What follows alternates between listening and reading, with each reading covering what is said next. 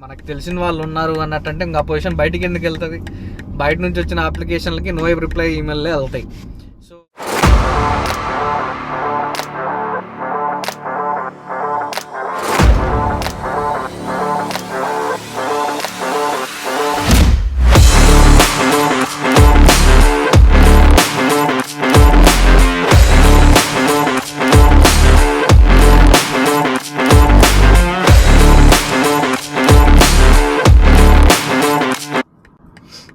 Hello అండి, అందరికీ నమస్తే. మళ్ళీ ఇంకొక వ్లాగ్తో మేము ముందుకు వచ్చేసాను. సో ఈరోజు ఏంటి అన్నట్టంటే మేము ఇన్ పర్సన్ మీటింగ్స్కి వెళ్తున్నాం అనమాట. సో నాతో పాటు మా హార్డ్వేర్ ఇంజనీర్ కూడా ఉన్నాడు. సో కొన్ని కంపెనీస్కి మేమైతే వెళ్ళి చేస్తాం ఈరోజు మీటింగ్. దాని తర్వాత వాళ్ళ ఫీడ్బ్యాక్, దాని తర్వాత కొత్త కొత్తవి ఏం కావాలి అంటే వాళ్ళకి ఏమైనా కొత్త ఫీచర్స్ కావాలా లేకపోతే ఏంటి అనేసి ఇంటరాక్ట్ అవ్వడానికి వెళ్తున్నాము. సో దాంతోపాటు మా హార్డ్వేర్ ఇంజనీర్ కూడా వస్తాడనమాట. మొత్తం వాళ్ళకి ఎటువంటి స్పెసిఫికేషన్స్ కావాలి అది ఇది అని చెప్పి కనుక్కోవడానికి. సో ఈరోజు ఏంటి అన్నట్టంటే ఇక్కడ జాబ్ మార్కెట్ ఎట్లుంది అనేది తెలుసుకుందాం. इसको यार इसका पे भी करना होगा ना. क्यों पे करना पड़ेगा? जब कुछ भी वो रजिस्टर तो करना पड़ेगा ना इसका लाइसेंस प्लेट. क्यों? वहाँ पे लिखा है क्योंकि यहाँ पे हम ऐसे नहीं ना. हाँ तो मेरे पार्किंग नीचे है, वहाँ पे पार्क करके आ जा. उसके लिए ये चाहिए होगा ना. हाँ तो चल मैं आता हूँ, एक मिनट. मैं यहाँ पे पार्क करके आया, इसको क्लोज करो. మొత్తానికి ఏంటి అన్నట్టంటే పాపం వాడి వెహికల్ పార్క్ చేయాలన్నమాట. కాకపోతే పార్క్ చేయడానికి అది प्लाजा रोड को क्लोज हो रहा होगा. एकदम कनाडा कब आए ये बताओ? कनाडा में When did you come to Canada? Canada आया था 2018 में. 2018 में क्या करने आया था कनाडा? स्टडी परमिट के ऊपर आए थे, स्टडी करने. 2 साल की स्टडी लेकर लंगारा कॉलेज में. नहीं इंडिया में क्या हुआ? इंडिया को क्यों छोड़ा? इंडिया ఎందుకు వదిలిపెట్టినా as in like why did you leave? India में मेरे पास 2 ऑप्शन थे आफ्टर 12th कि जहाँ तो कोई कॉम्पिटिटिव एग्जाम क्रैक कर लो ज़्यादा पढ़ के, जहाँ फिर कुछ बाहर का देख लो जहाँ पे आप स्टडी के साथ साथ काम भी कर सकते हो, राइट, और कुछ पैसे भी राइट अवे कमाने लगते हो, हो जाता है. पर दूसरा ऑप्शन था ये कॉम्पिटिटिव एग्जाम्स वाला जो कि टफ था. क्योंकि इंडिया में जितना कंपटीशन था और जितनी उसमें मेहनत करनी पड़ती है एंड उसके बाद जितनी उसमें अनसर्टेनिटी है, कम सीट्स है ना, जॉब्स वगैरह के. क्यों? सेंट्रल गवर्नमेंट में तो बहुत है. सेंट्रल गवर्नमेंट तो చాలా ఎక్కువ ఉన్నాయి కదా. इट्स वेरी टफ ना in that case, like it's very tough to secure good job due to the competition. So I didn't want to go that tough way, hard way. Okay. And ऊपर से मेरे को था कि चलो ठीक है कि कनाडा देखेंगे, कनाडा घूमेंगे, कनाडा में रहेंगे, इंडिया से थोड़ा ज़्यादा एक्सपोजर मिलेगा, राइट, ग्लोबल लेवल के ऊपर. सो आई थॉट कि चलो अभी के लिए चलते हैं, स्टडी करेंगे. अब आई एम ओनली 18 है ना, तो 4-5 साल अगर उधर निकाल भी देंगे उसके बाद हम वापस आके कुछ ना कुछ यहाँ पे देख सकते हैं अपना काम का, अपने जो भी टाउन में है ना, कुछ भी बिजनेस करना है, कुछ भी करना है तो वैसा कुछ सोच के आप आ सकते हो वापस. तो तब जब निकले थे तो तब तो वही सोच थी वही ऐसा करेंगे. और जॉब वॉब का मेरे को ऐसा इंडिया में तो करना नहीं था क्योंकि प्राइवेट में यू नो कि how the pays are. Oh no, private మే ఇండియా మే बहुत कम पे, చాలా తక్కువ పేమెంట్ యాక్చువల్లీ, అంటే ప్రైవేట్ లో మీరు చేసినట్టయితే, right, especially like small towns from where I am from, right. तो किसने तुमको सजेस्ट किया कि भाई कनाडा ही जाने? क्योंकि बाहर बहुत सारे కంట్రీస్ है, రైట్, అంటే కెనడానే వెళ్ళాలి అని చెప్పేసి అసలు ఎట్లా అనుకున్నావు? Why Canada? The driving factor was because it was like easier to settle here. That's the second thing, but the first thing was कि इसका like वीज़ा जो था वो मिल जाता था आपको यहाँ पे जो प्रोग्राम्स थे, राइट, जो पाथवेज थे वो ऐसे स्टूडेंट वीज़ा को सपोर्ट करते थे, राइट. एजुकेशन यहाँ पे अच्छा था, लिविंग स्टैंडर्ड यहाँ पे अच्छा सुनते थे और अच्छा सुनते थे. मेरे अंकल्स यहाँ पे थे. They were making good money, they were having like good opportunities and stuff to work here, right. Okay. So उन्होंने बोला कि हाँ ठीक है कि तुम यहाँ पे आ जाओ कि हम लाइक यहाँ पे पाथवे भी था, गवर्नमेंट ने भी वैसे लाइक रूल्स निकाल रखे थे ना, तो एक आपके विजन हो जाता है ना कि ओके यहाँ पे PR भी इजी है, तो if you want go for that you don't have to like you know struggle a lot of years just like in other countries. जैसे इंग्लैंड अच्छी कंट्री है बट उसमें permanent residence is like very tough, right. Australia भी अच्छा है but उधर भी government नहीं इतना सपोर्ट करती. सो ये कनाडा भी अच्छा था, तो like taking that in consideration. ఇంకో ఎక్స్ప్లెయిన్ करने दो मुझे. तो ఇతను ఏమంటున్నాడు అన్నట్టంటే ఇక్కడ వాళ్ళ ఫ్యామిలీ వాళ్ళు వాళ్ళ ఫ్రెండ్స్ వాళ్ళందరూ ఉండేసరికి ఈజీగా ఇక్కడికి వచ్చేయచ్చు, మనీ కూడా ఎక్కువగా ఉంది అని చెప్పేసి చెప్తున్నాడు. సో అట్లా పాత్వే కూడా ఇక్కడ ఏంటంటే ఎడ్యుకేషన్కి బాగా సపోర్ట్ చేస్తుంది, లివింగ్ స్టాండర్డ్స్ ఎక్కువగా ఉన్నాయి అని చెప్పేసి చెప్తున్నాడు అనమాట ఏకందీప్. సో దానివల్ల ఏంటంటే వేరే కంట్రీస్ ఎందుకు పోలేదు అంటే ఇంగ్లాండ్లో పర్మనెంట్ రెసిడెన్సీ ఉండదు, కంట్రీ మంచిదే. ఆస్ట్రేలియాలో కూడా ఏంటి అన్నట్టంటే అంత ఇంట్రెస్ట్ లేదు, తెలిసిన వాళ్ళందరూ కెనడాలోనే ఉన్నారు కాబట్టి. అందులో ఇక్కడ ఆ టైంలో ఏంటంటే ఇమిగ్రేషన్స్కి బాగా ఫేవరబుల్ అనమాట కంట్రీ. సో దానివల్ల ఏంటంటే ఏకందీప్ ఇటు చూస్ చేసుకున్నాడు రావడానికి. तो बताओ उसके बाद सजेस्ट किया तुमको यहाँ पे आने के लिए, राइट. तो अब ये बताओ कि भाई तुमने 12वीं के बाद आया, लाइक 12th क्लास के बाद आया, कि भाई तुमने इंजीनियरिंग या बैचलर्स करने के बाद आया? नहीं, या right after I am done with my secondary education like after 12th. तो वही कॉम्पिटिटिव एग्जाम दे के आप कुछ डिग्री में भी एनरोल कर सकते थे, राइट. जिसमें सीट मिलना बहुत टफ हो जाता है इंडिया में. तो आप उसमें लाइक कोई प्राइवेट कॉलेज में कोई डिग्री वगैरह कर सकते थे. बट मैंने सोचा कि I just wanted the little bit like easier way and again like कि चलो ठीक है कि कनाडा रह के आते हैं, ज़्यादा एक्सपोजर मिलेगा, देखते हैं कि क्या है वहाँ पे, है ना. सही है. तो इसलिए मैंने सोचा चलो आइल्स करके एक बारी के लिए उधर जाके स्टडी करते हैं. मेरे को था कि चलो कनाडा का स्टडी होगा, एक्सपीरियंस होगा आगे चल के, so it will be definitely beneficial even like if I have to want like move back to India. तो मेरे को था कि अगर मेरे को ये अपॉर्चुनिटी अभी मिल रहा है तो मेरे को जाना चाहिए. Okay, interesting. సో ఇతను ఏమంటున్నాడు అన్నట్టంటే 12th అంటే ఇంటర్మీడియట్ అయిపోయిన వెంటనే ఇక్కడ ఆపర్చునిటీ ఉంది కదా వెళ్ళడానికి అని చెప్పేసి ఇటు వచ్చేసాడు. ఇంకోటి ఏంటి అన్నట్టంటే అక్కడ కాంపిటేటివ్ ఎగ్జామ్స్ అవన్నీ ఇచ్చుకుంటా చేస్తే చాలా టైంకి, ఇప్పుడు ఎందుకంటే ఆల్మోస్ట్ ఇతను వచ్చేసేసి 2018లో వచ్చి ఇప్పుడు ఆల్రెడీ ఇక్కడ హార్డ్వేర్ ఇంజనీరింగ్ చేసేస్తున్నాడు. సో అదే ఇండియాలో అంటే ఇంకా కష్టపడాల్సి వచ్చేది అనమాట. సో అది ఇతను చెప్తున్నాడు. तो यहाँ पे तुमने कौन से कोर्स के लिए एनरोल किया था जब आ रहा था यहाँ पे, और किसने सजेस्ट किया था वो कोर्स वगैरह लेने के लिए? So since मैंने सेकेंडरी लाइक 12th में नॉन मेडिकल रखा था. Non medical, okay. तो I was consulting with this consultant जो था, तो उसने सजेस्ट किया कि नॉन मेडिकल वाले बच्चे लाइक कंप्यूटर इंजीनियरिंग रखते हैं. तो since I was like studious student, तो मैंने वो बोला कि तुम कर लोगे मेरे नंबर्स वगैरह. फाइनली कौन से कोर्स के लिए एनरोल किया था? तो मैंने स्टार्टिंग में किया था लाइक इसके लिए कंप्यूटर साइंस के लिए. It was a 2-year associate diploma, like 2 साल के लिए you could like study 2 years for international student, right. And उसके बाद आप 3 साल का वर्क परमिट लेके PR के लिए अप्लाई कर सकते होते हो, and then you can like study for the 3rd and 4th year if you want to turn it into bachelor's degree. So that was my vision कि अभी के लिए 2 साल का कर लूँगा, तो मैं वो लेके आया था स्टार्टिंग में. अच्छा, 2 साल का कर दिया, उसके बाद 3 साल का वर्क परमिट आया, अब तो सेटल डाउन हो गया. సో ఇప్పుడు ఇతను ఏం చేశాడంటే ఒక ఇంటిగ్రేటెడ్ కోర్స్ తీసుకున్నాడు అనమాట లంగారా కాలేజ్లో. ఏంటి అన్నట్టు 2 years computer science, integrated computer science, మళ్ళీ తర్వాత దాన్ని ఇంకో 2 years ఎక్స్టెండ్ చేస్తే అది 4 years బ్యాచిలర్స్ డిగ్రీ అవుతుంది అనమాట.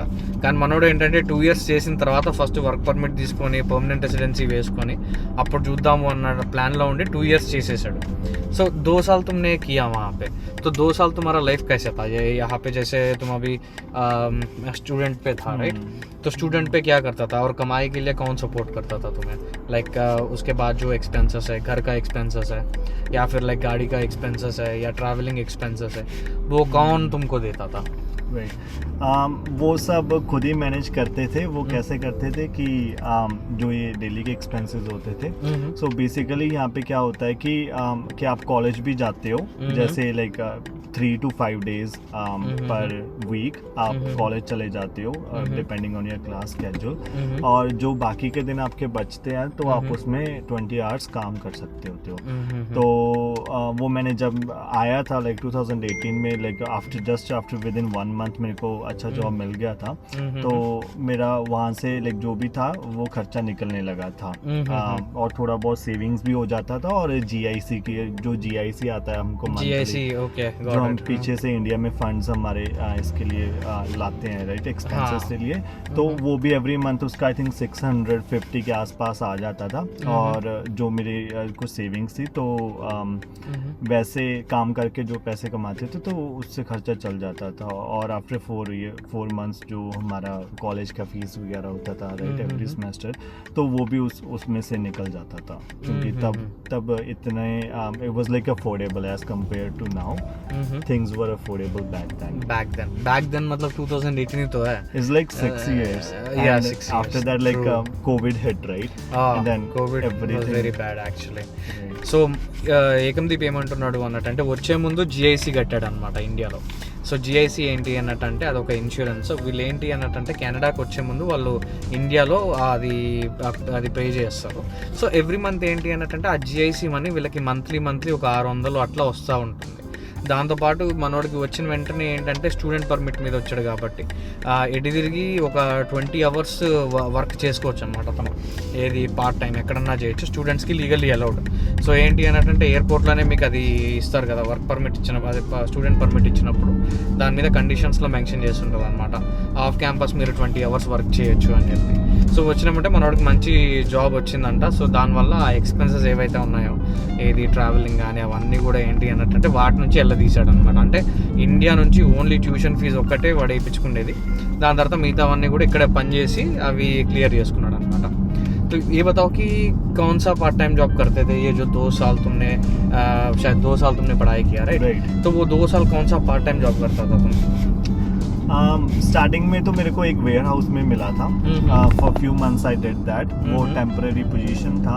ओके. तो वहाँ पे आई थिंक कुछ पैकिंग का काम हुआ करता था, स्टेशनरी वगैरह हुआ करती थी स्कूल्स के लिए. तो उसकी पैकिंग वगैरह चल रही थी 3-4 months के लिए, I think just before holidays और I think just before starting the semester और समथिंग. तो वो टेम्पररी जॉब किया था. और उसके बाद मैंने अप्लाई किया था 7-Eleven में, जो यहाँ पे लाइक कन्वीनियंस स्टोर्स होते हैं, उसमें कस्टमर रिप्रेजेंटेटिव की पोजीशन. तो वो वहाँ पे मेरी हायरिंग हो गया था. And after that I worked for like I think around like 3 to 3.5 years on the same job. Role.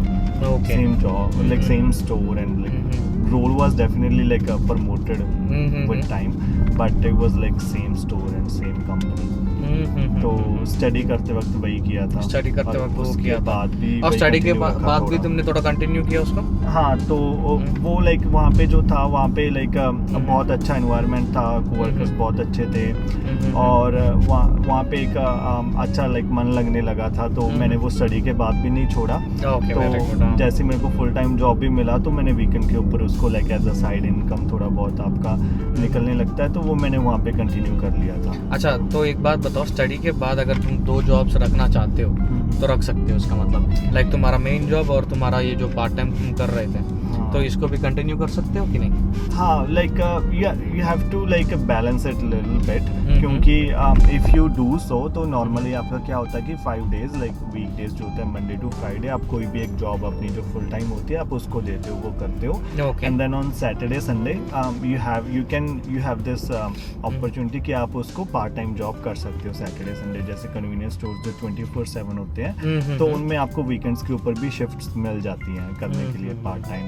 तो आप वैसा कर सकते हो, बट उसके साथ चैलेंजेस थोड़े बहुत आ जाते हैं जिसको हम बैलेंस कर सकते होते हैं. कि जैसे कि खुद के लिए टाइम कम मिलता है, लाइक जो घर का काम होता है उसको भी मैनेज करना होता है, because when you are like single without family, right, so you have to like everything, do house chores, you have to do groceries outside, right, and you have to like cleaning, laundry, and all that stuff, तो उसके लिए time निकालना पड़ता है, and then खुद के लिए भी थोड़ा बहुत सही है. if you're like fun loving person, right, outgoing person, तो खुद के लिए भी टाइम निकालना पड़ता है. So you can find a balance, and then you can still continue a part-time job with your full time. Yeah. Okay, so మనోడు ఏమంటున్నాడు అన్నట్టంటే ఇక్కడికి వచ్చిన తర్వాత ఫస్ట్ వేర్ హౌస్లో పనిచేశాడంట. వేర్ హౌస్లో ఏంటి అన్నట్టంటే హెవీ వర్క్ ఉంటుంది, ఏంటి అంటే ఫిజికల్ వర్క్ చాలా చేయాల్సి ఉంటుంది. సో ఎందుకంటే పార్ట్ టైం 20 అవర్సే కాబట్టి మనకి ఆ టైంలో ప్రొఫెషనల్ జాబ్స్ ఏవి రావు అనమాట యూజువలీ. సో వచ్చే వాళ్ళకి వస్తూనే ఉంటాయి, బట్ మనోడైతే ప్రొఫెషనల్ జాబ్ చేయలేదు ఆ టైంలో, అందులో 12th తర్వాత వచ్చాడు కాబట్టి.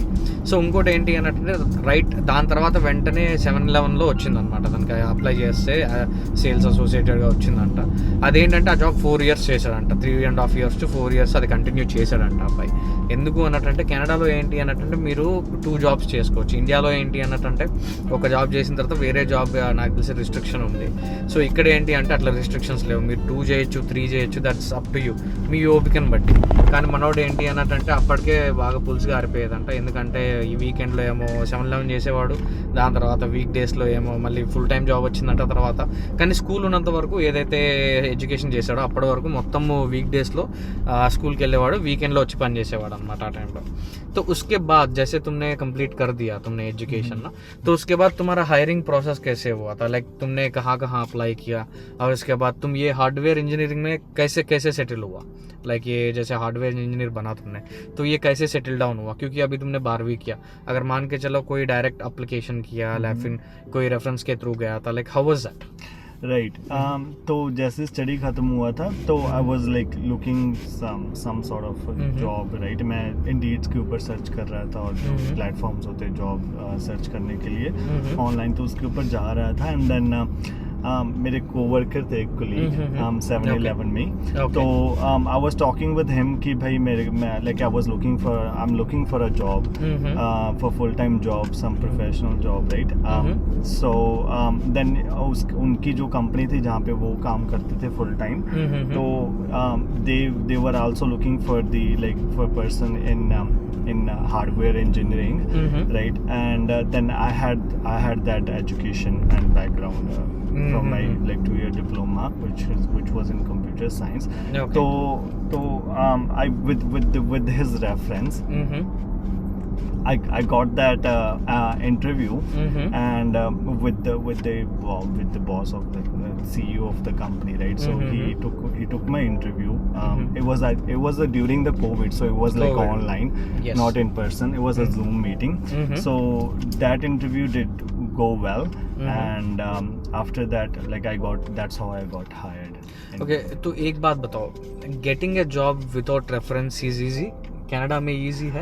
No, it is like really tough without a reference, because I have a first-hand experience on that, because I have been applying at that time for I think over 100 jobs that I have applied within like over a period of like 1 month.